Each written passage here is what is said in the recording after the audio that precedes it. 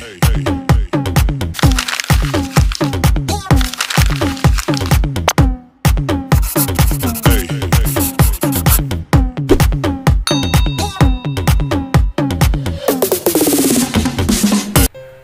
selamat pagi. Sebelum kita mulai aktivitas, terlebih dahulu kita sarapan ya. Nah, saya sedang menyiapkan sarapan anak saya. Tadi dia minta dibuatin salad buah. Sebentar ya, saya potong buahnya dulu sebentar saja. Baru kita mau melakukan pembelajaran online. Oh ya, sambil ditunggu, jangan lupa di subscribe, like, share juga ya. Terima kasih. Saya kita potong sebentar aja. Ini sebentar lagi sudah selesai.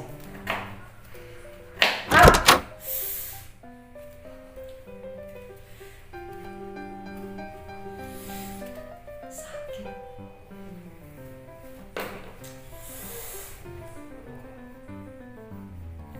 Oke, sepertinya ini sudah selesai.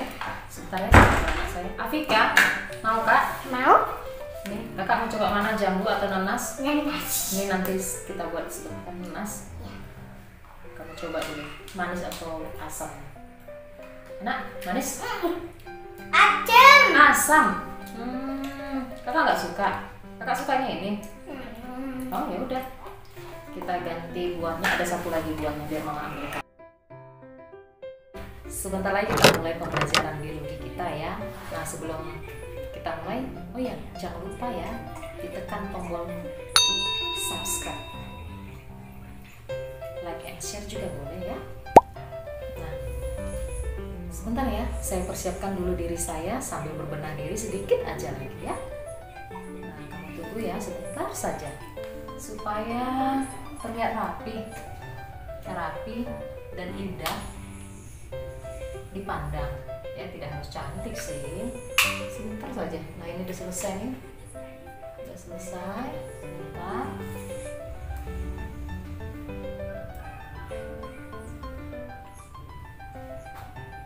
Oh! Panas. Saya lupa setel. Suhunya kepanasan. Panas, guys. Nah, itu tadi adalah contoh bentuk rangsangan atau impuls. Tadi ada berupa perubahan suhu, panas ya. Kemudian ada berupa tekanan dari pisau tadi. Kemudian ada rasa ya, rasa asam. Nah, masih banyak lagi contoh-contoh bentuk rangsangan. Nah, kamu tahu nggak sih bagaimana hantaran rangsangan itu bisa sampai dan kita rasakan di tubuh kita? Kenapa? Ya, benar. Karena di tubuh kita itu ada yang namanya sistem saraf. Nah, bagaimana sebenarnya struktur sel saraf dan bagaimana jalannya rangsang sehingga bisa sampai dan kita rasakan efeknya di tubuh kita. Nah, semuanya akan dibahas pada pertemuan hari ini. Yuk, langsung saja kalian saksikan pembahasannya dalam video berikut ini. Alright. Jaringan saraf tersebar secara luas di dalam tubuh. Nah, jaringan saraf ini terdapat itu paling banyak 98% itu pada susunan saraf pusat otak dan medula spinalis atau sumsum tulang belakang. Lah, lalu sisanya terdapat pada susunan saraf tepi. Jaringan saraf tersusun atas jutaan sel saraf atau neuron yang berperan dalam menghantarkan impuls ke otak sehingga terjadi tanggapan atau rangsangan. Coba kamu perhatikan gambar sel saraf berikut ini adalah satu sel saraf ya, atau satu sel neuron. Jadi struktur sel saraf itu terdiri dari banyak bagian ya, ada inti sel, badan sel, dendrit, sel sekwan, akson, selubung mielin, nodus Ranvier, dan yang terakhir nanti paling akhir adalah sinapsis. Nah, apa saja fungsi bagian-bagian tersebut dan bagaimanakah proses jalannya rangsang? Mari kita bahas.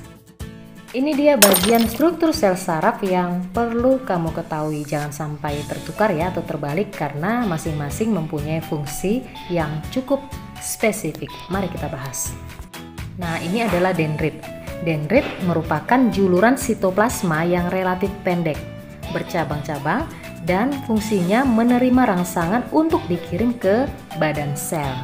Pada badan sel ini, rangsangan yang sebelumnya dikirim mulai diproses. Oh ya, badan sel juga mempunyai inti atau nukleus ya di bagian tengah. Setelah selesai diproses, rangsangan tersebut mulai berjalan ke akson. Nah, apa itu akson? Akson merupakan juluran sitoplasma yang panjang dan berfungsi untuk menghantarkan rangsang. Panjang akson itu sekitar 1 mm sampai 1 meter ya. Oh ya, kalau ujung awal akson itu nanti disebut namanya akson hillock. Sedangkan ujung akhir akson itu nanti akson terminal. Ya, jadi bukan terminal bus ya. Kemudian selain akson ada juga yang disebut dengan sel sekuan. Apa itu sel sekuan? Sel sekuan merupakan penunjang sel saraf yang berupa lemak yang berfungsi untuk menghasilkan selubung mielin. Selubung mielin? Loh, apalagi tuh selubung mielin? Selubung mielin adalah bagian saraf yang berfungsi untuk melindungi akson dan memberi nutrisi. Nah, kamu tahu nggak sih kenapa kita bisa merasakan rangsangan dengan cukup cepat? Nah, itu dikarenakan sistem saraf ini mempunyai nodus Ranvier ya. Jadi nodus Ranvier ini berperan penting dalam mempercepat hantaran rangsangan. Kita sampai bagian terakhir dari sistem saraf, yaitu sinapsis. Sinapsis merupakan penghubung antara neuron yang satu dengan neuron yang lainnya. Nah, selain itu dia berperan sebagai titik temu antara ujung akson dari neuron yang satu dengan dendrit dari neuron lainnya atau hubungan ke otot dan kelenjar. Sekarang kita lihat pembagian jenis sel saraf atau neuron ya. Jadi menurut struktur dan fungsinya itu dibedakan menjadi 3, yaitu neuron sensorik, neuron motorik, dan neuron konektor atau interneuron. Sel saraf sensorik atau neuron sensorik berfungsi untuk menerima impuls dari alat indera lalu meneruskannya ke pusat saraf, yaitu otak atau sumsum tulang belakang. Neuron motorik berfungsi meneruskan impuls dari sistem saraf pusat menuju efektor, yaitu si otot dan kelenjar. Yang terakhir adalah interneuron atau neuron konektor, itu berperan dalam meneruskan impuls saraf dari neuron sensorik ke neuron motorik. Lalu berdasarkan bentuknya, sel saraf ini terbagi menjadi 3, yaitu saraf multipolar, saraf bipolar, dan saraf unipolar. Apa bedanya ya? Saraf multipolar memiliki 1 akson dan 2 dendrit, tetapi bisa juga lebih ya.